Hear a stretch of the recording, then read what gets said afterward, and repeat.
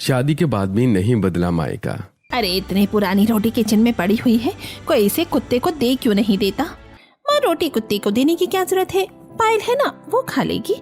हाँ, बात तो सही है, वो किसी कुत्ते से कम नहीं है, जाओ उसी को दे आओ। कीर्ति 2 दिन पुरानी रोटी लेकर पायल के पास आती है जब पायल कपड़े धो रही होती है। क्या हुआ, तेरे भी कपड़े धोने हैं क्या? नहीं, कुछ काम था क्या? पहले ये ले, तेरे लिए रोटी लेकर आई हूँ। सच में? फाइनली 2 दिन बाद मुझे खाना मिलेगा। हाँ हाँ, ज्यादा खुश मत हो, 2 दिन बाद पुरानी रोटी बची हुई थी, कुत्ते को देने से अच्छा तुझे ही दे दी। कीर्ति वहां से चली जाती है और पायल काम छोड़कर तुरंत रोटी खाने लगती है। फाइनली इतने दिनों बाद मुझे रोटी खाने को मिल रही है, अब मैं बहुत खुश हूँ। पायल सूखी बासी रोटी खाते हुए भी चेहरे पर मुस्कान रखती है। तभी अश्विनी वहां आ जाती है। क्यों रे, तुझे रोटी खाने को दे दी तो तू यहीं बैठ जाएगी? जल्दी से काम कर। हाँ माँ, अभी करती हूँ। देख, सारे कपड़े हाथ से धोना, कुछ भी वॉशिंग मशीन में मत डालना। अरे ये क्या, तू हमारी प्लेट में खाना खा रही है? वो कीर्ति ने ही लाकर दी थी। तेरा कहने का मतलब क्या है? गलती कीर्ति की है। अश्विनी पायल की बात सुनकर गुस्से में पायल को थप्पड़ मार देती है। माँ, वो आइंदा कुछ भी हो जाए, लेकिन तू हमारे घर के प्लेट में खाना नहीं खाएगी, हमारे प्लेट में खाना नहीं खाएगी, समझ में आया? चल अब काम कर। अश्विनी पायल के हाथ से खाना छीन लेती है और पायल चुपचाप काम करने लगती है। वहीं अगले दिन सभी पड़ोसन सब्जी के ठेले पर जब सब्जियां ले रही थी तो अरे देखो, बेचारी आज फिर सब्जी लेने नहीं आई। अरे वो ठेले पर कहाँ आती है, इतनी गर्मी में भी उसके घर वाले उसे बाजार भेजते हैं। सच में न जाने कौन से पाप किए होंगे इसने जो ऐसा परिवार मिला। मुझे तो लगता है शादी हो जाएगी तो कम से कम इस नरक से छुटकारा मिलेगा। रात में पायल घर में अकेली काम कर रही थी और परिवार के सभी लोग बाहर घूमने गए होते हैं। सब लोग बाहर घूमने गए हैं और मुझे अकेला छोड़ दिया, मुझे कब घूमने का मौका मिलेगा? तभी पायल के फोन पर अनन्या का कॉल आता है। अरे वाह, तूने आज फोन कैसे उठा लिया? घर वाले बाहर गए हैं इसलिए थोड़ी फुर्सत मिली। लोग अकेले छोड़ गए तुझे, कैसे छोड़ जाते हैं? दुख होता है। और तू खुश हो रही है? उनके साथ जाऊंगी तो भी काम ही करना पड़ेगा, यहाँ अकेला रहना ही अच्छा है। तो शादी क्यों नहीं कर लेती, इस नरक से छुटकारा मिल जाएगा। लेकिन मैं किससे शादी करूंगी? न कोई दोस्त है, न मैं किसी को जानती हूँ। तो कुछ दिनों के लिए घर छोड़ दे, उन्हें तेरी अहमियत समझ आएगी। फोन कट जाता है और पायल सोच में पड़ जाती है। बात तो सही है, अगर मैं नहीं रहूंगी तो ही इन्हें मेरी अहमियत समझ आएगी, लेकिन जाऊं कहाँ? अगले दिन रात में पायल घर छोड़कर नदी किनारे बैठ जाती है। अगर आज भगवान ने साथ नहीं दिया तो मैं इस नदी में कूद जाऊंगी, लेकिन उस नरक में वापस नहीं जाऊंगी। वहीं दूसरी तरफ पायल के परिवार वाले पायल को ढूंढ रहे होते हैं। वो कहीं दिख ही नहीं रही है, पता नहीं कहाँ चली गई। उसे ढूंढ कर लाओ, कहीं बाहर जाकर सब बता दिया तो मुसीबत हो जाएगी। जल्दी ढूंढो। सभी लोग परेशान होकर पायल को ढूंढते हैं और दूसरी तरफ पायल नदी के किनारे बैठी होती है। उसी समय पास में आकाश और अभिमन्यु बात करते हुए आते हैं। जिस लड़की से शादी करने वाला था उसने मुझे छोड़ दिया, अब मैं सबको क्या मुंह दिखाऊंगा? तूने अपने परिवार को मनाया और वही तुझे छोड़ गई। सच्चा प्यार यही होता है क्या? तभी अभिमन्यु की नजर पायल पर पड़ती है जो नदी में कूदने की कोशिश कर रही होती है। आज सब खत्म हो जाएगा, अब मैं उस जिंदगी में वापस नहीं जाऊंगी। पायल जैसी कूदने लगती है तभी अभिमन्यु दौड़कर उसे रोक लेता है। रुको, ये क्या कर रही हो? पागल हो गई हो क्या? तुम कौन हो और मुझे क्यों रोक रहे हो? मैं इंसान हूँ और अपने सामने किसी को ऐसा नहीं करने दूंगा। बैठो और बताओ क्या हुआ है। अगर ऐसा है तो अपनी आंखें बंद कर लो और मुझे जाने दो। चुपचाप बैठो और सच बताओ, अपनी आंखों के सामने ऐसा नहीं होने दे सकता। अभिमन्यु पायल को समझाता है, जिससे पायल भावुक होकर अपनी पूरी कहानी का जरा सा हिस्सा अभिमन्यु को बताती है और अभिमन्यु गहरी सोच में पड़ जाता है। क्या अब भी तुम्हें लगता है कि इतना सब होने के बाद मैं ये जिंदगी जी सकती हूँ? हाँ, क्यों नहीं। अगर तुम्हें लगता है कि शादी के बाद जिंदगी सुधर सकती है तो मैं तुम्हारा साथ दे सकता हूँ। लेकिन कौन करेगा मुझसे शादी? और मैं किसी अजनबी के साथ शादी नहीं कर सकती। जब अपने ही ऐसे हैं तो दूसरे क्या करेंगे? इस दुनिया में बुरे लोगों के साथ अच्छे लोग भी होते हैं। अगर तुम चाहो तो मैं तुमसे शादी कर सकता हूँ। क्या कहना चाहते हो तुम? मैं कल अपनी गर्लफ्रेंड से भागकर शादी करने वाला था, लेकिन वो मुझे छोड़कर चली गई। मेरे परिवार वालों ने उसे कभी देखा नहीं, इसलिए तुम मेरी गर्लफ्रेंड बनकर मुझसे शादी कर सकती हो। ऐसे कैसे शादी कर लूं? तुम्हें पता भी है मैं कौन हूँ? हम दोनों की जिंदगी एक ही जगह अटक गई है, क्यों ना नई शुरुआत करें। पायल चुप होकर गहरी सोच में डूब जाती है। मैं समझ सकता हूँ ये फैसला मुश्किल है, लेकिन उस नरक जैसी जिंदगी से बेहतर है। ये लो एक फोन, अगर मान जाओ तो कल सुबह 10 बजे पीछे वाले शिव मंदिर में आ जाना। इतना कहकर अभिमन्यु वहां से चला जाता है। अपनी जिंदगी खत्म करने से अच्छा है शायद शादी ही कर लूं, क्या पता सब बदल जाए। पायल वापस घर आती है और घर वाले उसे पकड़ लेते हैं। क्यों, कहाँ गई थी तू, वो भी बिना बताए? जरूर किसी के साथ मुंह काला करने गई होगी। शर्म नहीं है तुझे? तेरी हिम्मत कैसे हुई हमसे बिना पूछे बाहर जाने की? जबान होगी तब ना कुछ कहेगी। अश्विनी और श्यामलाल पायल को डांटते हैं और पायल रोते हुए कमरे में चली जाती है। बस बहुत हो गया, इस जिंदगी में तो शादी के बाद ही छुटकारा मिलेगा। मैं मंदिर जरूर जाऊंगी। अगले दिन पायल शिव मंदिर पहुंचती है और अभिमन्यु वहां इंतजार कर रहा होता है। मुझे पता था तुम जरूर आओगी, चलो बिना देर किए शादी कर लेते हैं। लेकिन क्या ये फैसला सही रहेगा? हम शादी करेंगे, लेकिन जब तक तुम नहीं चाहोगी ये रिश्ता आगे नहीं बढ़ेगा। दोनों मंदिर में शादी कर लेते हैं और अभिमन्यु पायल को अपने घर ले जाता है। अभिमन्यु अपने घर के बाहर खड़ा होता है। देखो, यही है मेरा घर। क्या ये तेरी गर्लफ्रेंड है? यही है आपकी मॉडर्न गर्लफ्रेंड? आपने तो मुझसे न जाने कितनी तारीफें की थी। भैया, ये आपकी गर्लफ्रेंड लगती नहीं है वैसे। अरे नहीं, यही है, और कौन होगी? और वैसे भी इसी का ये फैसला था सूट पहनने का। इसने कहा कि ये शादी के बाद अपने ससुराल की जिम्मेदारियां निभाएगी। अरे फिर तो बहू बहुत संस्कारी है। भले मायके में जितनी मौज मस्ती की हो, लेकिन ससुराल की जिम्मेदारियों का एहसास है। पिता के घर शकुंतला खुशी खुशी पायल का अगला प्रवेश करवाती है और पायल पैर से गृह प्रवेश करके सभी का आशीर्वाद लेती है और अपने कमरे में चली जाती है। और वहीं दूसरी तरफ, अरे दैया, कहाँ चली गई ये लड़की? सुबह से गायब है, पता नहीं कहाँ जाकर मुंह काला करवा रही है। अरे मैंने अपनी फ्रेंड से सुना है वो कहीं मुंह काला नहीं करवा रही, उसने शादी कर ली है। क्या उसने शादी कर ली? कहीं ससुराल जाकर सब सच बता दिया तो हमारा क्या होगा? लेकिन उसने बिना पूछे शादी कैसे कर ली? वही तो माँ, ऊपर से मैंने सुना है अच्छे घर में भी शादी हुई है। अच्छा, अब एक बार पगफेरा के लिए आएगी तो ऐसा दबोचेंगे कि सब भूल जाएगी।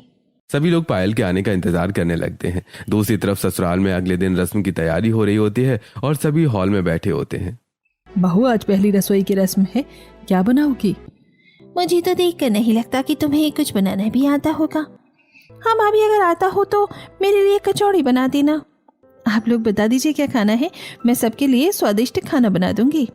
अच्छा, अगर इतना भरोसा है तो जो बना सकती हो वो बना दो। पायल किचन में जाती है और गहरी सांस लेकर काम शुरू करती है। शादी जैसी भी हुई हो, लेकिन रस्म में अच्छे से निभाऊंगी। पायल पूरे मन से एक से बढ़कर एक पकवान बनाती है और सबके सामने परोसती है। अरे वाह बहू, इतना जल्दी और इतना स्वादिष्ट खाना। सच में जिस तरह से तुमने सब संभाला है, कमाल कर दिया। एक एक करके सभी लोग पायल के हाथों के खाने की तारीफ करते हैं। तारीफ तो आप लोग ऐसे कर रहे हैं जैसे हर रोज मैं आप लोगों को घास फूस बनाकर खिलाती थी। अरे भाभी, आप क्यों जल रही हैं? हम तो बस छोटी भाभी के खाने की तारीफ कर रहे हैं, आपको बुराई थोड़ी कर रहे हैं। आइए आप भी बैठिए। हाँ पायल, बैठो, सुबह से मेहनत की है, अब खाना भी खा लो। सभी की बात सुनकर पायल टेबल पर बैठती है और सबके साथ खाना खाने लगती है। मुझे यकीन नहीं हो रहा, आज मैं सबके साथ बैठकर इतना अच्छा खाना खा रही हूँ। एक वो समय था जब मुझे बासी रोटी भी चैन से नहीं मिलती थी। क्या हुआ बहू, क्या सोच रही हो? नहीं, कुछ नहीं। बहू, जब तुम कल सुबह आई थी तो लगा था बहुत मॉडर्न होगी, बहुत मॉडर्न होगी, बहुत मॉडर्न, लेकिन तुम तो बहुत संस्कारी और शांत स्वभाव की हो। आज पहली रसोई की रस्म में इतना टेस्टी खाना बनाकर तुमने मेरा दिल जीत लिया। ये लो अपनी पहली रसोई का तोहफा। सभी लोग पायल की तारीफ करते हैं और इस तरह से उसकी पहली रसोई की रस्म भी पूरी होती है। और फिर कुछ देर बाद पायल झाड़ू लगा रही होती है और निकिता उसे देखते हुए मन में सोचती है, मुझे तो नहीं लगता ये देवा जी की गर्लफ्रेंड है, लेकिन जो भी है काम तो अच्छे से कर रही है। इसी तरह पूरा दिन बीतता है और फिर शाम को, भैया पूरे दिन ऑफिस में थे, भाभी को कहीं घुमाने ले जाओगे या नहीं? घुमाने? उसकी क्या जरूरत है? अरे जरूरत नहीं तो क्या, हनीमून पर मत जाओ, लेकिन कहीं बाहर तो जाओ। अरे ये लोग तो पहले ही हजारों बार घूम चुके हैं, आखिर लव मैरिज है। अभिमन्यु चुप होकर सोचने लगता है, कैसे बताऊं सबको ये शादी किस मजबूरी में हुई है। फिर रात में अभिमन्यु और पायल बाहर बैठकर खाना खा रहे होते हैं। देखो पायल, तुम थोड़ी घबराई हुई लग रही हो, लेकिन जब तुम चाहो इस रिश्ते से बाहर निकल सकती हो। नहीं, मैं घबराई नहीं हूँ। क्या अनोखी या निकिता भाभी की बातों का बुरा लगा? देखो, वो भले तीखा बोलती हैं लेकिन दिल की बुरी नहीं है। नहीं, मुझे इन सब की आदत है। आदत? किसी को डांट और ताने की आदत कैसे हो सकती है? मेरा मतलब ऐसी कोई बात नहीं है। क्या तुमने अपने मायके के बारे में सब सच बताया है? पायल चुप होकर नीचे देखने लगती है। पूरी सच्चाई बताने की हिम्मत ही नहीं है। वो लोग सिर्फ ताने नहीं मारते बल्कि मुझे परेशान करते थे। शायद अब बदल गए हो। इस तरह पायल और अभिमन्यु आपस में बातें करते हुए खाना खाते हैं और कुछ देर बाद दोनों वापस घर लौट जाते हैं। फिर अगली सुबह मंदिर में। थैंक यू सो मच भगवान, आपने मेरी सुन ली। मेरी शादी इतने अच्छे से हो गई है। भले ही मुझे थोड़े बहुत ताने सुनने को मिलते हो, लेकिन कोई बात नहीं, कम से कम मुझे उस जेल जैसे घर से छुटकारा तो मिला। पायल भगवान से प्रार्थना कर रही होती है कि तभी वहां शकुंतला आती है। बहू, तू कब तक मंदिर में पूजा करेगी? अब चल, घर चलते हैं, तेरे जाने का वक्त भी हो गया है। कहाँ मम्मी जी? अरे आज तेरी पगफेरे की रस्म है, तुझे अपने मायके नहीं जाना क्या? क्या मायके? क्या हुआ बहू, मायके जाने का नाम सुनकर तो सब खुश ही होते हैं और तू उदास हो गई। पायल मन ही मन घबरा जाती है। नहीं नहीं, मैं वहाँ दोबारा नहीं जा सकती। मम्मी जी, ये रस्म बहुत जरूरी है, अगर मैं ना जाऊँ तो। तभी वहां प्रभावती देवी आती हैं। एक तो तुम लोगों ने शादी अपनी मर्जी से की और अब ये रस्में भी ठीक से नहीं निभा सकते। वो दरअसल मेरा मतलब था कि एक शब्द और नहीं, मैंने कह दिया ना, शादी चाहे जैसे भी हुई हो रस्में पूरी होंगी। आज तेरी पगफेरे की रस्म है, जा अपने मायके से होकर जाओ। ठीक है मम्मी जी, आप लोग जैसा कहें। पायल तैयार होकर ड्राइवर के साथ मायके के लिए निकलती है और रास्ते में सोचती रहती है। मेरी शादी हो गई है, शायद अब वो लोग बदल गए होंगे, लेकिन अगर फिर से मारपीट की तो नहीं, अब ऐसा नहीं होगा। कुछ देर बाद पायल अपने मायके पहुंचती है। अरे बेटी आ गई? हाँ माँ। अरे दरवाजे पर क्यों खड़ी है, अंदर आ। लगता है मेरी मायके वाले बदल गए हैं। पायल खुश होकर अंदर जाती है। जैसे ही पायल अंदर कदम रखती है, श्यामलाल नमक मिला पानी पायल पर फेंक देता है। ये क्या पापा, आपने ऐसा क्यों किया? अश्विनी आगे बढ़कर पायल को थप्पड़ मारती है। यही है तेरी सजा। तुझे क्या लगा तेरी शादी के बाद हम बदल जाएंगे? तुझसे किसने कहा था भागकर शादी करने को? हम तुझे छोड़ेंगे नहीं। इसने भागकर शादी कैसे कर ली? हम इसे जिंदा नहीं छोड़ेंगे। कीर्ति और अश्विनी पायल को पकड़ लेती हैं और श्यामलाल बेल्ट से मारने लगता है। मुझे निकालो, मुझे छोड़ दीजिए, मेरी क्या गलती थी? आप लोग मेरे साथ ऐसा क्यों करते हैं? पायल की चीखने की आवाज आस पड़ोस तक पहुंचती है। ये चिल्लाने की आवाजें कहाँ से आ रही हैं? बेचारी पायल शादी करके आई और अब फिर से मार खा रही है। न जाने क्या पाप किए हैं इसने। घर के अंदर अश्विनी और कीर्ति पायल को चुप कराने की कोशिश कर रही होती हैं। चुप कर, तेरी आवाज से हमारी बेइज्जती हो रही है। रुको माँ, मैं इसका मुंह बंद करती हूँ। कीर्ति पायल के मुंह पर हाथ रख देती है और श्यामलाल बेल्ट से उसे मारता है। कुछ देर बाद सभी थक कर रुक जाते हैं। अब आएगी ना तेरी अकल? अगर फिर ऐसी हरकत की तो जान से मार देंगे। सभी चले जाते हैं और पायल को बुरी तरह चोट लगने की वजह से वो वहीं बैठकर रोने लगती है। मुझे लगा था शादी के बाद सब बदल जाएंगे, लेकिन कुछ नहीं बदला। पायल रोते रोते खुद को संभालती है और काम में लग जाती है।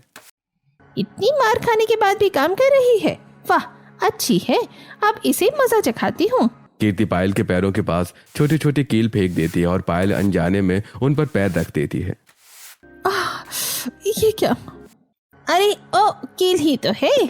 ये कह के अश्विनी चली जाती है और इसी तरह दिन बीतते हैं।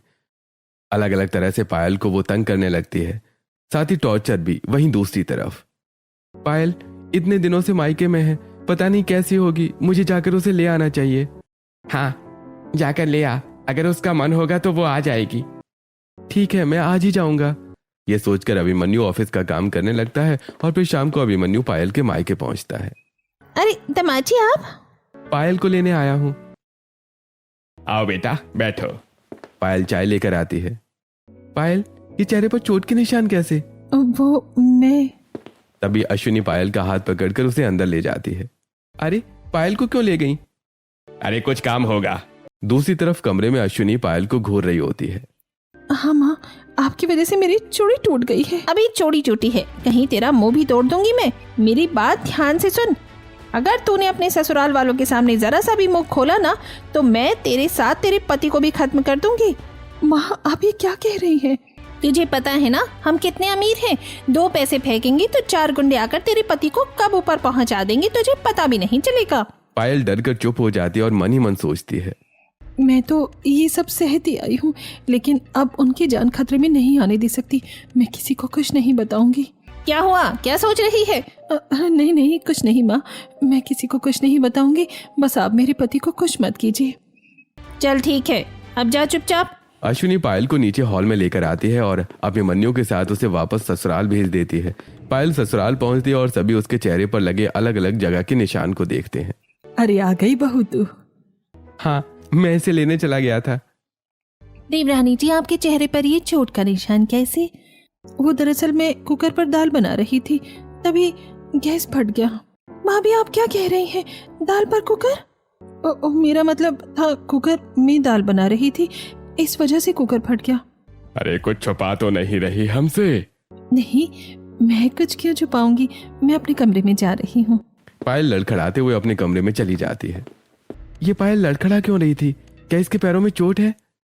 फिर रात को जब पायल बिस्तर पर लेटी होती है, पायल सो गई क्या?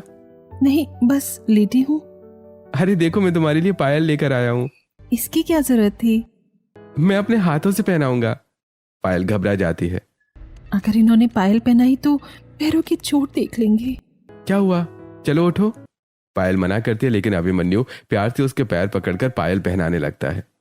अरे ये क्या, तुम्हारे पैरों में इतने सारे कील के निशान, तुमने बताया क्यों नहीं? नहीं नहीं, ये तो वो मैं बस स्टोर रूम में गई थी ना, वहाँ कील पड़े थे इसीलिए लग गए। इसमें मेरे मायके वालों की कोई गलती नहीं है, मेरी बहन ने कुछ नहीं किया। तुम मायके आराम करने गई थी या काम करने? और फिर मैं तो तुम्हारे मायके का नाम भी नहीं लिया, तुम मुझे क्यों एक्सप्लेन कर रही हो? नहीं नहीं, वो लोग बहुत अच्छे हैं, ये मेरी ही गलती है। अभिमन्यु चुपचाप फर्स्ट एड किट लाता है और पायल के पैरों में दवा लगाता है और उसे ब्लैंकेट उड़ाकर सुला देता है। फिर अगले दिन निकिता पायल को बुलाती है। देवरानी जी चलिए, आपको डॉक्टर के पास जाना है। नहीं, जरूरत नहीं है, ज्यादा नखरे मत कीजिए, ये जिम्मेदारी मेरी है। निकिता पायल को डॉक्टर के पास लेकर जाती है और उसका चेकअप करवाती है। देखिए, आपको कई कील चुभे हैं, टिटनेस की सुई लगेगी। क्या सुई? हाँ, और नहीं तो क्या। और जाइए स्टोर रूम चूहे पकड़ने, अब सुई लगवाइए। निकिता जबरदस्ती पायल को सुई लगवाती है और दोनों घर लौटते हैं। अरे बहू आ गई, अब आराम कर। हाँ बहू, कुछ दिन काम मत करना। पायल सोफे पर बैठ जाती है और सोच में डूब जाती है। एक मेरी मायके वाले हैं जो शादी के बाद भी नहीं बदले, और एक मेरे ससुराल वाले हैं जो इस तरह हुई शादी के रिश्ते को भी इज्जत दे रही हैं। फिर शाम को सभी बैठकर खाना ऑर्डर करते हैं और साथ में खाते हैं। अब इसी तरह कुछ दिनों बाद पायल खुश होकर किचन से बाहर आती है। मम्मी जी देखिए, मैंने YouTube से देखकर बहुत टेस्टी कौथम्बरी बनाई है। अच्छा चक्कर बताती हूँ, वैसे भी तूने बनाई है तो टेस्टी ही बनी होगी। सभी खाना खाते और तारीफ करते हैं। आज तो बहुत खुश लग रही हो। हाँ पापा जी। तभी पायल के मायके से फोन आता है और पायल डर जाती है। ये लो बहू, तुम्हारी माँ का फोन है। नहीं नहीं, आप ही बात कर लीजिए।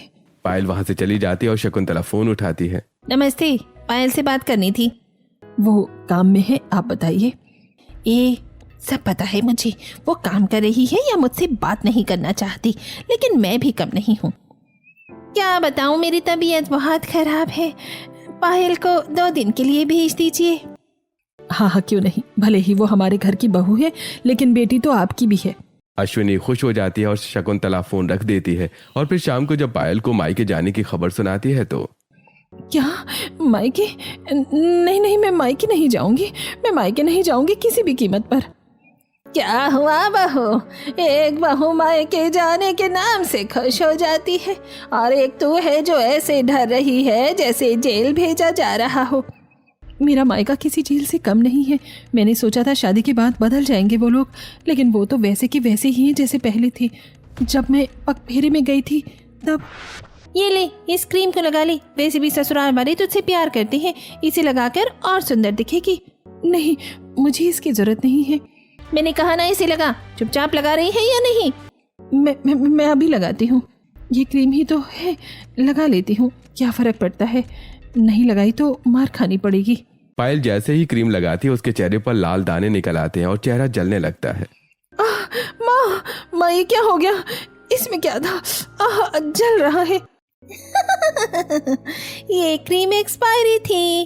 बहुत शौक था ना तुझे शादी के बाद बंठन कराने का अपने मायके, अब ऐसे ही जाओ ससुराल। मेरा चेहरा जल रहा है, छोड़ दो मुझे। मेरे साथ ऐसा क्यों किया? तभी अश्विनी आती है और पास पड़ी मिट्टी की फूलदानी उठाकर पायल के सिर पर मार देती है। माँ ये क्या किया आपने? मुझे माँ मत बोल। जिसने मेरे बेटे को खा लिया उसकी जुबान पर ये शब्द शोभा नहीं देता। ये नाटक बंद कर और जाकर काम कर। लेकिन माँ मैं पहले मुंह धो लूं फिर काम कर लूंगी। बहुत मुंह धोने का शौक है ना, अभी धोती हूँ। अश्विनी पायल के बाल पकड़कर उसे घसीटते हुए पानी के पास ले जाती है और उसका सिर ठंडे पानी में डुबो देती है। माँ मेरा दम घुट रहा है। माँ छोड़ो मुझे। बहुत मुंह धोने का शौक था ना तुझे, धो अब अच्छे से। क्या हुआ पायल, कहाँ खो गई तुम? किस बारे में सोच रही हो? नहीं कुछ नहीं, बस मैं अपने मायके नहीं जाऊंगी। बहू क्या तेरे मायके वाले तुझे परेशान करते हैं? क्या वहाँ कोई तुझे डराता है? असलियत क्या है हमें बता। मम्मी जी मैंने सोचा था शादी के बाद मेरे मायके वाले बदल जाएंगे, लेकिन वो बिल्कुल नहीं बदले, बल्कि और भी ज्यादा बुरे हो गए हैं। बहू पूरी बात बताओ। नहीं मैं इन्हें पूरी सच्चाई नहीं बता सकती, वरना माँ अभिमन्यु को नुकसान पहुंचा देंगी। पायल सच्चाई बताने ही वाली होती है कि तभी माँ की धमकी याद आते ही घबरा जाती है और अपने कमरे में चली जाती है। बहू हमें कुछ बताना चाह रही थी। हाँ, लेकिन बिना बताई चली गई। जरूर इसके मन में किसी बात का डर है। मैं चाहे इन्हें जितने ताने मारूं, लेकिन ये मेरी देवरानी है, मैं इन्हें ऐसे परेशान नहीं देख सकती। अब समझ में आ रहा है इसके निशान कहाँ से आते थे। भाभी आप कहना क्या चाहती हैं? एक ही तरीका है सच्चाई जानने का। निकिता सभी को अपना प्लान बताती है। अगले दिन सभी पायल के कमरे में आते हैं। क्या हुआ, आप लोग अचानक मेरे कमरे में क्यों आए हैं? चलो पायल, मुझे तुम्हें कहीं लेकर जाना है। लेकिन कहाँ? तुम चलो तो सही। अभिमन्यु पायल को कार में बिठाकर उसके मायके ले जाता है। आप ये क्या कर रहे हैं? अरे तुम्हारे मायके वाले बहुत अच्छे हैं ना, तो फिर डर क्यों रही हो, जाओ। अभिमन्यु पायल को उतार कर वापस चला जाता है। अरे वो देखो आ गई मनहूस। नहीं मैं अंदर नहीं जाऊंगी। ऐसे कैसे नहीं आएगी? अश्विनी पायल के बाल पकड़कर उसे घसीटते हुए अंदर ले जाती है। माँ छोड़ दो ना, मैंने क्या बिगाड़ा है आपका? तूने हमारा वंश बर्बाद कर दिया, तेरी वजह से हमारे बेटे की जान गई। मैंने कुछ नहीं किया, आप लोग क्यों नहीं समझते? तुझे देखते ही मेरा खून खौल उठता है, मन करता है कि अभी ही गला दबाकर मार दूं तुझे। तभी पायल को मारने लगते हैं। तभी ससुराल वाले वहां आ जाते हैं। रुक जाइए, मेरी बहू के साथ ऐसा नहीं कर सकते आप लोग यहाँ से जाइए। तुम्हें क्या लगा मैं अपनी बहू को अकेला छोड़ दूंगी? हमें सब पता चल गया है। अब आप लोग बताइए, आप लोग इसे क्यों मारते हैं? आखिर वजह क्या है इसके पीछे की? हमें कोई शौक नहीं है, लेकिन वजह बहुत बड़ी है। इसकी वजह से हमारे बेटे की जान गई। ये उसे बाहर लेकर गई थी और उसको धक्का दे दिया। नहीं पापा, वो मेरा भाई था, मैं ऐसा क्यों करूंगी? तुझे उससे जलन थी।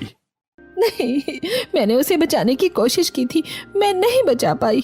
देख लिया आपने, बिना सच्चाई जाने आप लोग इसे मारते रहे। ये सब झूठ है, आपको बोलने का कोई हक नहीं। बहुत हो गया, अब मेरी बहू को हाथ लगाने की जरूरत नहीं है। चल बहू हमारे साथ, अब इस नरक जैसे घर में दोबारा आने की जरूरत नहीं है। शकुंतला पायल का हाथ पकड़कर वहां से ले जाती है। क्या हुआ अभिमन्यु, तू काम क्यों नहीं कर रहा था, परेशान क्यों है? पता नहीं, मुझे बहुत ज्यादा घबराहट हो रही है। ऐसा लग रहा है जैसे पायल किसी खतरे में है। अभिमन्यु इतना कहता है कि तभी उसके फोन पर कॉल आती है। हेलो, कौन? मैं आपकी पत्नी की फ्रेंड बोल रही हूँ। वो मुझसे मिलने के लिए उस काली मंदिर के पीछे वाली पहाड़ी पर आई है, लेकिन ये सब एक चाल है। मुझे ब्लैकमेल करके ये फोन कॉल करवाया गया था। उसकी जान खतरे में है, आप प्लीज उसे बचा लीजिए। क्या? अभिमन्यु तुरंत कार लेकर तेजी से काली मंदिर के पीछे वाले पहाड़ की तरफ निकल जाता है और वहां पहुंचकर इधर उधर पायल को ढूंढने लगता है। पायल, पायल कहाँ हो तुम पायल? अभिमन्यु दौड़ते दौड़ते पहाड़ के किनारे पहुंचता है जहां भीड़ लगी होती है। अरे भाई कहाँ जा रहे हो? यहाँ किसी लड़की को धक्का दे दिया गया है। क्या? मुझे जाना है उसके पास। अरे कौन हो आप? मैं उसका पति हूँ। अभिमन्यु भीड़ को हटाकर आगे बढ़ता है और जमीन पर पायल को बेहोश हालत में देखता है। पायल, पायल तुम ठीक हो? क्या हुआ तुम्हें पायल? अरे ये पहाड़ से गिर गई थी, पुलिस समय पर आ गई इसलिए बच गई। एम्बुलेंस अभी आने वाली है। मैं एम्बुलेंस का इंतजार नहीं कर सकता, ये मेरी पत्नी है, मैं इसे अभी लेकर जा रहा हूँ। ए देखिए, यह कोई हादसा नहीं बल्कि साजिश लग रही है, हम आपको ऐसे नहीं जाने दे सकते। तो आप भी मेरे साथ चलिए, लेकिन मैं यहाँ एक पल भी नहीं रुक सकता। अभिमन्यु पायल को गोद में उठाता है और कार में बैठाकर सीधे अस्पताल लेकर जाता है। डॉक्टर डॉक्टर प्लीज मेरी पत्नी को बचा लीजिए, ये पहाड़ से गिर गई है, इसे बहुत चोट आई है। हम तुरंत ऑपरेशन शुरू करते हैं, लेकिन हो सकता है इनकी याददाश्त पर असर पड़े। डॉक्टर तुरंत पायल का ऑपरेशन शुरू करते हैं और पुलिस अपनी जांच शुरू कर देती है। वहीं अभिमन्यु अपने परिवार को अस्पताल बुला लेता है। ऐसा कैसे हो सकता है? कोई माँ अपनी बेटी के साथ ऐसा कैसे कर सकती है? बस बहुत हो गया, जिसने मेरी पत्नी की जान लेने की कोशिश की है, मैं उसे छोड़ूंगा नहीं, बस पायल ठीक हो जाए। अभिमन्यु हाथ जोड़कर भगवान से पायल की सलामती की प्रार्थना करता है और कुछ देर बाद डॉक्टर बाहर आते हैं। डॉक्टर आप चुप क्यों हैं? पायल ठीक तो है ना? घबराने की बात नहीं है, उन्हें कुछ देर में होश आ जाएगा। थैंक गॉड, भगवान आपने सुन लिया। सभी राहत की सांस लेते हैं और कुछ देर बाद पायल को होश आता है। सभी कमरे में उसके पास जाते हैं। क्या हुआ पायल, तुम ठीक हो? तुम इस तरह पहाड़ से कैसे गिरी? मैं गिरी नहीं, मुझे मेरी माँ ने धक्का दिया था। अब बहुत हो गया, अब तुम्हें मेरा साथ देना होगा, उनके खिलाफ कोर्ट में गवाही देनी होगी। हाँ, अब मैं गवाही भी दूंगी और केस भी करूंगी। बहुत सह लिया मैंने, अब नहीं। सही कह रही है बहू तू, अब चुप रहने का समय नहीं है। हम तेरे साथ हैं क्योंकि पानी सर के ऊपर चला गया है। भले ही पहले मैं तुम्हारे खिलाफ थी, लेकिन अब मैं तुम्हारे साथ हूँ। जिन्होंने तुम्हारे साथ इतना गलत किया है उन्हें सजा मिलनी ही चाहिए। अब मुझे समझ आ गया है, अन्याय सहने से वो खत्म नहीं होता बल्कि बढ़ता है। और अब मैं शुतुरमुर्गियों की तरह शक्ल नहीं छुपाऊंगी, बल्कि शेर की तरह सामने जाकर वार करूंगी। पायल पर जान का खतरा आते ही पायल की सहनशीलता टूट जाती है और वो अपने मायके वालों से बदला लेने का फैसला लेती है। कुछ दिन गुजरते हैं और पायल पूरी तरह से ठीक होकर अपनी फ्रेंड के घर पहुंचती है। क्या तू मेरा साथ देगी? हाँ पायल, क्यों नहीं। तुझे इस तरह जिंदा देखकर बहुत ही खुशी हो रही है। उस दिन मजबूरी थी, लेकिन अब मैं तेरे साथ हूँ। सच में भगवान तेरी जैसी दोस्त सबको दे। तेरी गवाही सबसे ज्यादा मायने रखती है। मेरे लिए तेरी खुशहाली सबसे जरूरी है। पायल अनन्या के साथ बात करके कोर्ट जाती है और सबूत जुटाकर वकील से मिलती है। देखिए, आप घबराइए मत, ये केस हम ही जीतेंगे। आपके पास जो गवाह और सबूत हैं बहुत ज्यादा मजबूत हैं। इसके ऑपोजिट गुनहगार अपनी बात रख ही नहीं पाएगा। सर, मेरे पास सबूत है और गवाह भी है। आप अगर इजाजत दें तो मैं गवाहीदार को बुलाना चाहूंगा। अनन्या को बुलाया जाए। अनन्या कटघरे में आती और गीता की सौगंध खाकर सारी सच्चाई बताती है। हमारे पास सबूत भी हैं। देखिए, फोन कॉल्स, ये मारने के निशान, ये कैमरा रिकॉर्डिंग। क्या इसके बाद भी इन दरिंदों को छोड़ देना चाहिए? बिल्कुल नहीं। कोर्ट में सन्नाटा छा जाता है। सभी गवाहों और सबूतों के आधार पर फैसला सुनाया जाता है कि अश्विनी और श्यामलाल को 3 साल की जेल होगी। जज साहब, हमारी बात तो सुनिए। फैसला हो चुका है। पुलिस आकर अश्विनी और श्यामलाल को हथकड़ी लगाती है। ये क्या किया तुमने? तुम्हारी वजह से आज मेरे मम्मी पापा जेल जा रहे हैं। जो किया बिल्कुल सही किया। मेरी पत्नी ने जो सहा है उसकी जिम्मेदार तुम लोग हो और अब ये सजा मिलना जरूरी था। माँ, मैं खून के रिश्ते का मान रखने के लिए पूरी जिंदगी आपके ताने और जुल्म सहती रही, लेकिन मुझे विश्वास नहीं होता कि आप इस हद तक गिर जाएंगी कि आप मेरी जान लेने की कोशिश करेंगी। माफ, मैंने ये वजह सिर्फ अपने लिए नहीं लिया है। फिर किस लिए लिया है? ताकि ये साबित हो कि हर चुप रहने वाली लड़की कमजोर नहीं होती। मर ले जितने भी डायलॉग, लेकिन याद रखना 3 साल बाद हम फिर लौट कर आएंगे और तेरा वो हाल करेंगे जिसे तू जिंदगी भर याद रखेगी। इंतजार है उस दिन का जब तुम हमारी जगह होगी और हम हंस हंस कर तुम्हें देख रहे होंगे। पुलिस अश्विनी और श्यामलाल को लेकर चली जाती है और पायल डर जाती है। क्या हुआ बहू, सब ठीक है? तो इतनी घबराई और परेशान क्यों है?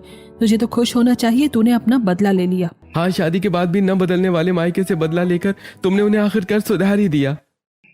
नहीं, वो मेरे घर वाले हैं, मैं उन्हें अच्छी तरह से जानती हूँ। आसमान और धरती एक हो सकती है, लेकिन वो बदल जाए ऐसा कभी नहीं हो सकता। घबराओ मत, हम साथ हैं। 3 साल बाद भी वो तुम्हारा कुछ नहीं बिगाड़ पाएंगे। चलो हम घर चलते हैं। पायल अपने ससुराल वालों के साथ वापस घर लौटती है और खुशी खुशी रहने लगती है, लेकिन उसके मन में अभी एक डर था। क्या 3 साल बाद फिर से इतिहास रिपीट होगा? तो दोस्तों, क्या लगता है आपको, क्या पायल के माँ बाप आएंगे 3 साल बाद अपना बदला लेने? क्या बदलेगा इन 3 सालों में सफर? अपनी राय हमें कमेंट में जरूर बताएं और अपने अगले पार्ट का कीजिए बेसब्री से इंतजार।